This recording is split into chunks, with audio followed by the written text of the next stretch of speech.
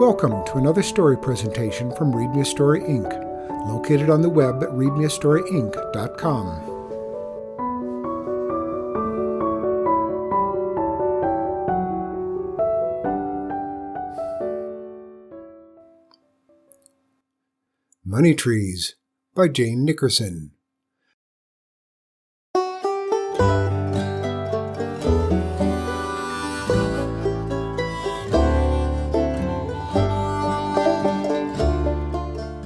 Well, they say money doesn't grow on trees, but when I looked at the 8 pecan trees surrounding our place, I saw dollar bills.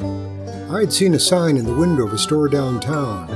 Pecans bought, top dollar paid. But come fall, I'd be wading knee-deep in nuts. Stuck away in my school notebook, I had a whole list of stuff I needed money for. I wanted a new football. Mine had a slow leak and always needed pumping up. Baseball equipment and more marbles. Then there were always comic books, candy, and dimes for picture shows.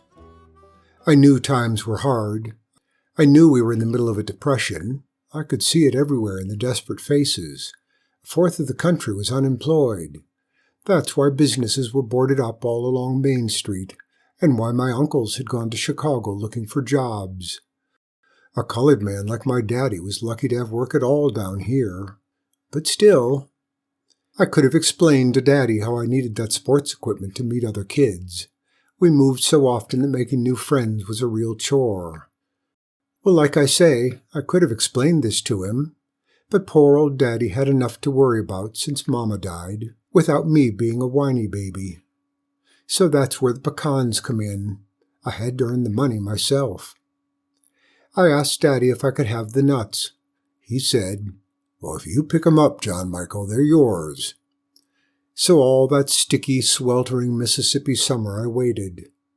Autumn came, and cotton, fallen from the cotton wagons, lay in drifts like snow along the sides of the road. One night, as I lay in bed, I heard something fall on the tin roof. Then, plink, plink, plinkety, the pecans were falling.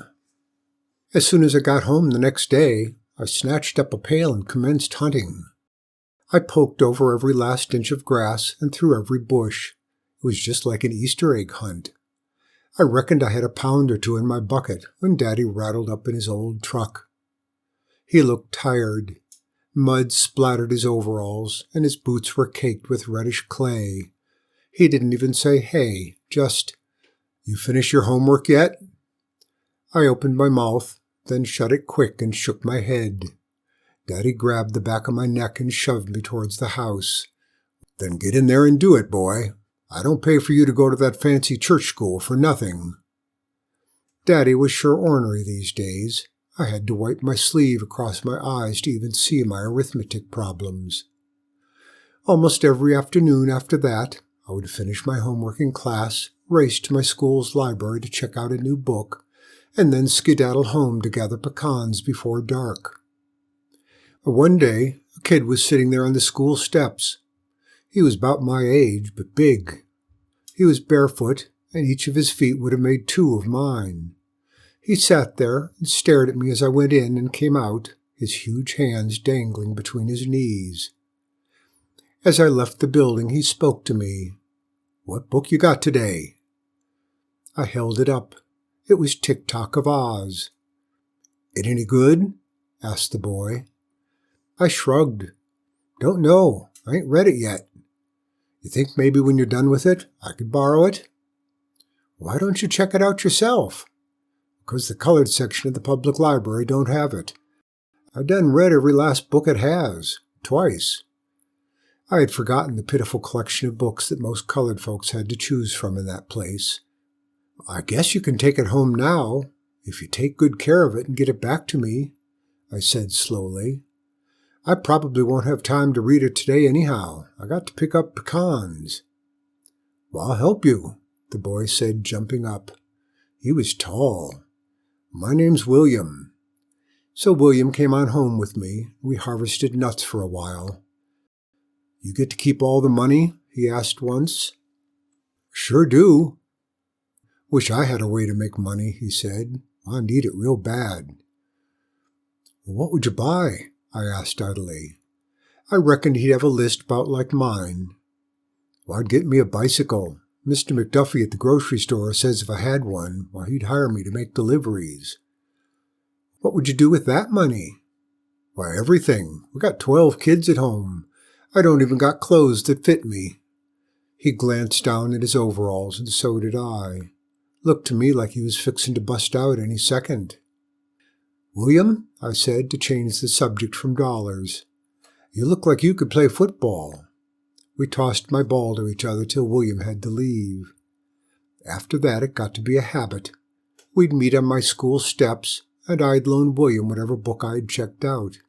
He would help me pick up pecans, and we'd end by playing football or checkers or whatever. One day the bushel baskets I used to store nuts were full up. I got one at home, William said. Well, let's go get it, I said. He hesitated, like he didn't want me to come with him, but I stuck like a tick. We went to a pitiful part of town full of tumble-down shacks. I hoped William's house wouldn't be one of them. It was. The roof sagged and the porch had rotted away. It overflowed with kids. Some played with sticks and broken dishes in the mud that were in the front yard. Some stared at us from a shattered window. Wait here, William said. He hoisted himself through the doorway and soon returned with a basket. I pretended I didn't notice how bad his house was, or the cockroach that scurried over the side of the basket. By the time Daddy came home, I'd made my decision. Daddy, I said, you reckon you could carry me over to the store to sell the pecans? He guessed he could. I got $20.65. When we returned home, I put the money in an envelope and wrote, "To William," on it. I put it with a pile of comic books and my jar of marbles. I reckoned William's family could use all that stuff better than me. Out on the porch that night, Daddy asked me, "What are you going to do with your money, boy?" I felt my cheeks go hot. "I'm giving it to William. We're poor, but he's dirt poor." A slow grin spread over Daddy's face. He rubbed my head. "You know, I was worried I couldn't raise you decent without your mama around.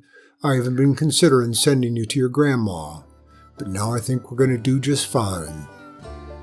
I looked up at the moon, all swelled up like an overinflated football.